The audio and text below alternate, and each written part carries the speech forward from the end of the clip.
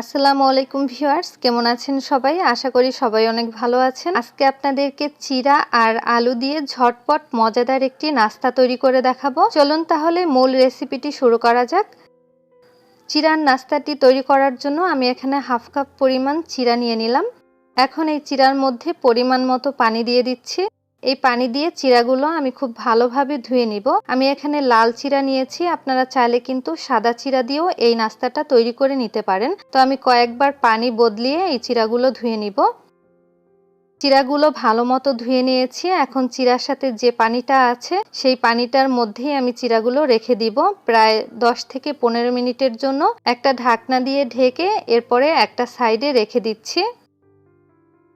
কিছুক্ষণ পর আমি ঢাকনাটা তুলে নিচ্ছি আর এখন আপনাদেরকে একটু দেখিয়ে দিচ্ছি চিরাটা কেমন হয়েছে। দেখুন চিরার পানিতে কিন্তু চিরাটা ভিজে একদম নরম হয়ে গেছে। তো এখন আমি এই চিরাগুলো অন্য আরেকটা বাটিতে নিয়ে নিব। এবার এই বড় বাটিতে আমি চিরাগুলো নিয়ে নিচ্ছি আর আমি এখানে হাফ কাপ পরিমাণ চিরা নিয়েছি। আপনারা চাইলে কিন্তু চিরার পরিমাণটা বাড়িয়েও নিতে পারেন। তো এখন আমি এই চিরার মধ্যে দিয়ে দিব পেঁয়াজ কুচি। আমি এখানে 2টা বড় সাইজের পেঁয়াজ কুচি করে কেটে নিয়েছিলাম।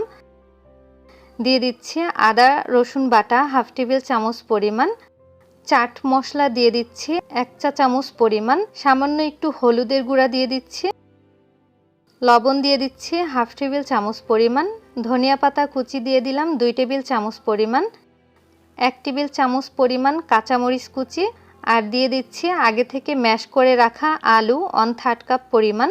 এখন এই সব কিছু আমি ভালোভাবে মেখে নিচ্ছি আর অবশ্যই আলুটা কিন্তু দিতে হবে। তো এখন সব কিছু ভালোভাবে মিশিয়ে নেওয়ার পরে আমি এর মধ্যে দিয়ে দিব বেসন।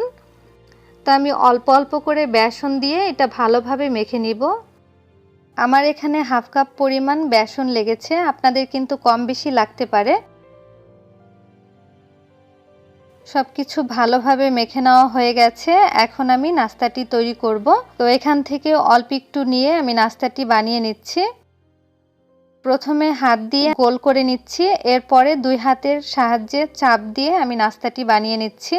আর ঠিক এভাবে করেই কিন্তু বানিয়ে নিতে হবে। এই নাস্তাটা আমি একটা প্লেটের মধ্যে নিয়ে নিচ্ছি।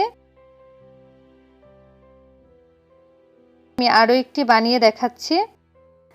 তো হাতে অল্প একটু নিয়ে গোল করে 2 হাতের সাহায্যে চাপ দিয়ে এই নাস্তাটা বানিয়ে নিব। তো আমি এখানে চপের মতো করে নাস্তাগুলো বানিয়ে নিলাম।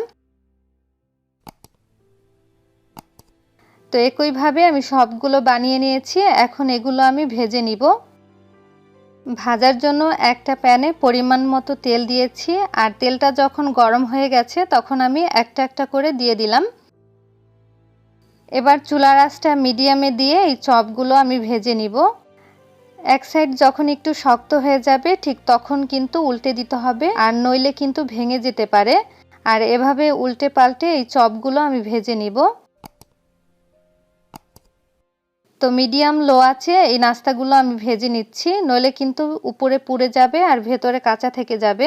সবগুলো আমি ভালোভাবে ভেজে নিচ্ছি আর এগুলোর কালারটা কিন্তু অনেকটা চেঞ্জ হয়ে গেছে। আমি আর 1 মিনিটের মতো ভেজে এগুলো তুলে নিব। চিরার এই চপগুলো কিন্তু খেতে অনেক মুচমুচে হয় আর বানাতেও কিন্তু অল্প সময় লাগে। তো দেখুন এখন কিন্তু সম্পূর্ণ ভাজা হয়ে গেছে। আমি এবার তেল ঝরিয়ে এগুলো তুলে নিচ্ছি।